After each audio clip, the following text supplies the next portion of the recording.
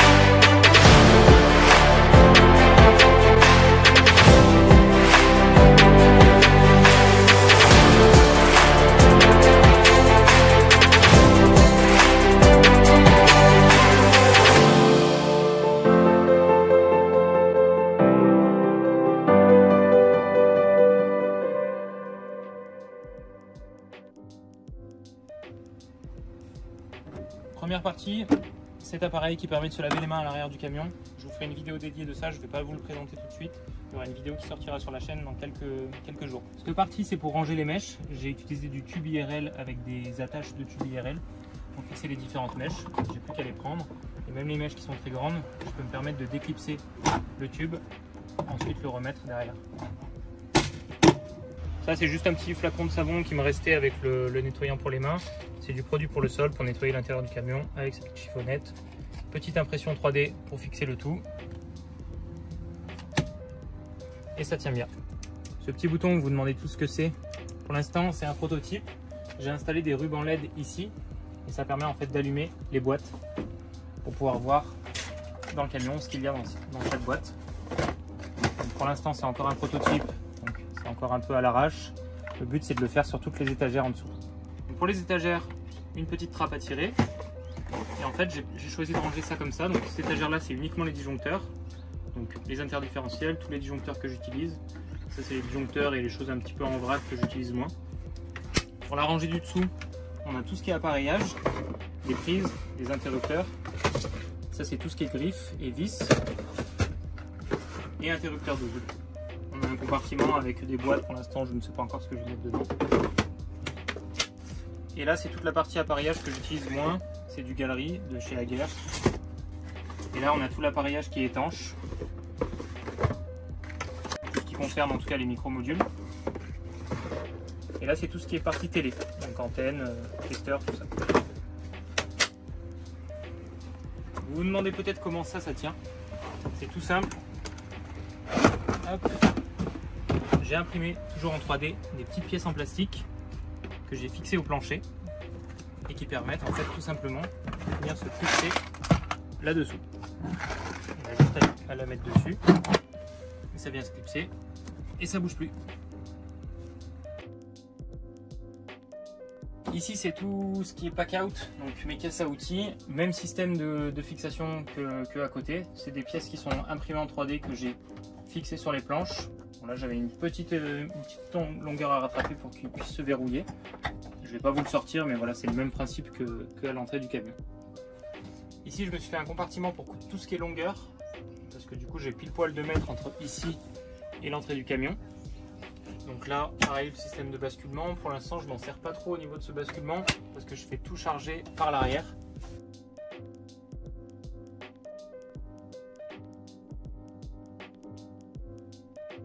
Je me suis fait un petit rack là pour ranger tout ce qui est câbles et fils. On peut toujours ouvrir avec ce système de basculement. Et après, on peut du coup venir ranger ces câbles de façon rapide. Même combat que celle d'à côté. Hein. Donc là, après, je ne vais pas vous faire le descriptif de tout ce qu'il y a dedans, c'est des choses que j'utilise un peu moins, des boîtes étanches, des choses comme ça.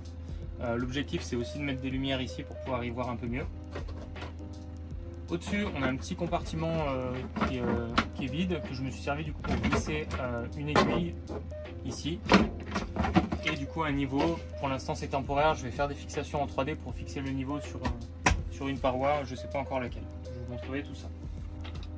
Ici, du coup, je range tout ce qui est boîtier DCL. C'est temporaire. Je vais peut-être utiliser ce compartiment pour mettre mon chargeur de batterie et faire un compartiment un petit peu électrique. Hop, là il y a deux tiroirs ici pour tout ce qui est boîte d'encastrement. Là j'ai les boîtes de profondeur 50 et les boîtes de profondeur 40. Toujours avec ce petit système de clips. Ici pour l'instant c'est temporaire aussi, j'utilise ce compartiment pour ranger tout ce qui est lampe. Ici, je me suis mis un rail d'arrimage pour fixer tout ce qui est escabeau, aspirateur, des choses comme ça que j'aurais besoin qui sont un peu lourdes. Cette paroi qui permet quand même de protéger la cabine, c'est cool pour les chocs, tout ça. Hop, je vais vous enlever l'échelle pour avoir accès à la trappe Moduwork de chez Peugeot. C'est une trappe, en fait, je vais vous montrer. Hop, ça permet d'avoir un accès sous le siège passager.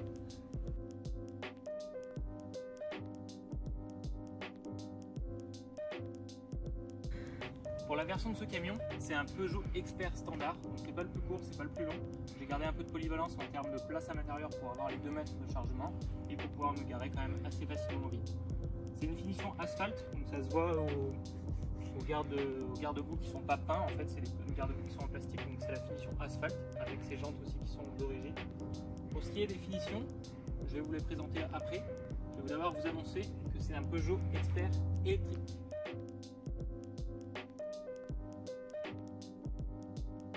Pour ce qui est des options, je me souviens plus si je les ai pris en option ou si c'était dans la finition asphalte. On a les rétroviseurs rabattables électriquement.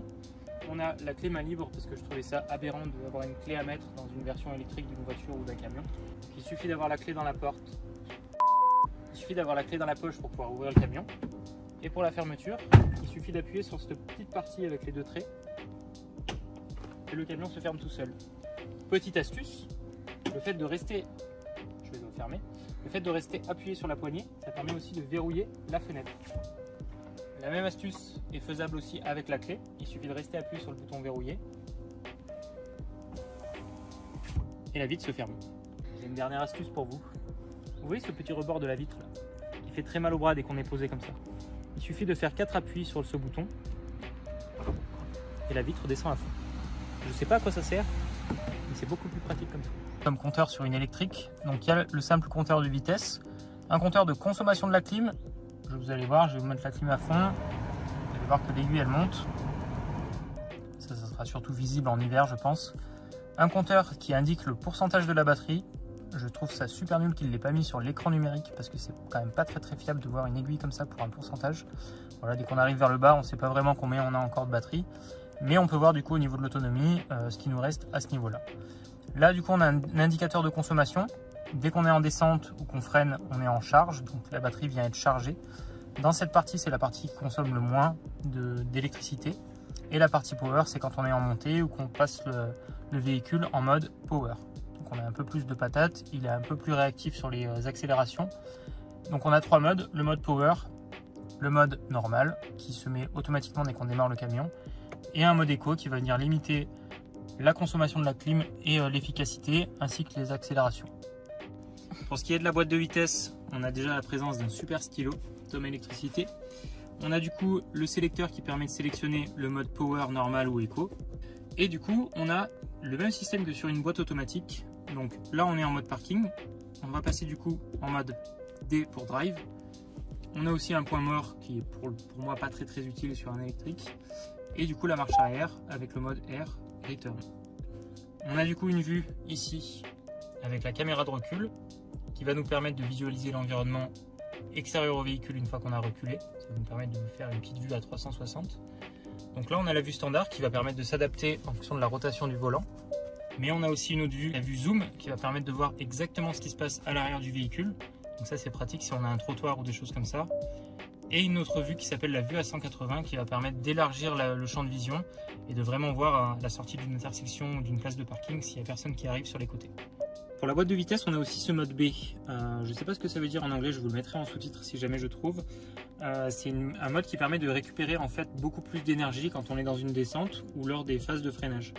Sans ce mode B, en fait, le véhicule se rapproche d'une voiture thermique. On a vraiment besoin d'aller chercher le frein avec le pied. Avec ce mode B, c'est quand même beaucoup moins le cas. Le véhicule va venir quand même beaucoup freiner au moment où on va lever le pied de l'accélérateur. Pour la spécificité de ce véhicule électrique, on a un bouton électrique ici qui va permettre d'avoir différentes informations. Donc on retrouve la petite animation qu'on avait au milieu du volant. qui va permettre de savoir si on est en récupération ou en consommation d'énergie. On a aussi des statistiques de charge ou de décharge qui vont permettre de nous visualiser du coup la partie bleue, c'est la partie qu'on a quand on a consommé de l'électricité, et la partie verte, c'est la partie qu'on a récupérée. Donc là, c'est sur les 5, 10, 15 jusqu'aux 30 dernières minutes. On peut élargir un petit peu l'échelle et remonter jusqu'à 1h30. Pas du tout. 3 heures, 180 minutes. Voilà, ça permet de vérifier vraiment la quantité d'énergie qu'on récupère par rapport à la quantité d'énergie qu'on va venir consommer. Ce modèle, comme je vous l'ai dit, c'est la version standard, c'est la version la plus basique en électrique. On a du coup 230 km d'autonomie annoncée au WLTP. Pour ma part, on est plutôt vers les 200 km en moyenne de consommation, en sachant que je fais quand même beaucoup de villes.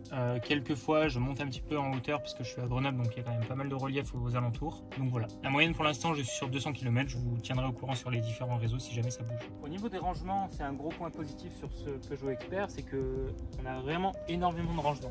Déjà au niveau des portières, ce petit compartiment, un ici, un pour placer une bouteille d'eau ou des choses comme ça, un vide-poche qui est quand même très accessible dès qu'on est en conduite, la poignée qui permet également de mettre des choses si on a envie. De ce côté-là, on va avoir un petit compartiment ici pour éventuellement mettre la clé de la voiture ou des jetons pour le lavage ou des choses comme ça. Hop. On a un repose-canette ici. La même chose de l'autre côté. On a un accoudoir ici qui permet du coup de venir poser une tablette ou des choses comme ça. On a aussi un rangement sous ce siège là qui est polystyréné si je peux dire. Donc c'est quand même assez bien protégé. Il y a la place de mettre un bouquin, des cahiers, des stylos, des choses comme ça. On a ici un grand rangement au-dessus du tableau de bord. Une boîte à gants qui est quand même assez profonde, pas très haute, mais qui permet quand même de mettre pas mal de documents, des disques, des choses comme ça pour le stationnement. Un petit repose stylo qui se trouve en dessous. On retrouve le pose-canette ici. Et on a à nouveau un grand vide-poche assez profond. Vous voyez tout ce que je peux mettre de mon bras là-dedans. C'est quand même pas mal pour le rangement. On retrouve un port allume-cigare ici pour pouvoir mettre éventuellement un chargeur là, ça peut être pratique. Pour l'instant, je ne sais pas si je vais vraiment m'en servir. Port allume-cigare ici aussi. Pour moi, je me suis mis un petit chargeur USB pour les différents appareils. Le port USB qui est là, qui est compatible du coup avec CarPlay, avec l'écran. Merci à tous d'avoir regardé cette vidéo. On se retrouve bientôt. Je vous ferai d'autres vidéos dans ce camion parce qu'il y a plein de belles choses qui arrivent à l'arrière pour l'aménagement. Et puis moi, je vous dis à la prochaine. Abonnez-vous, lâchez un j'aime, un commentaire. Ciao! Yeah.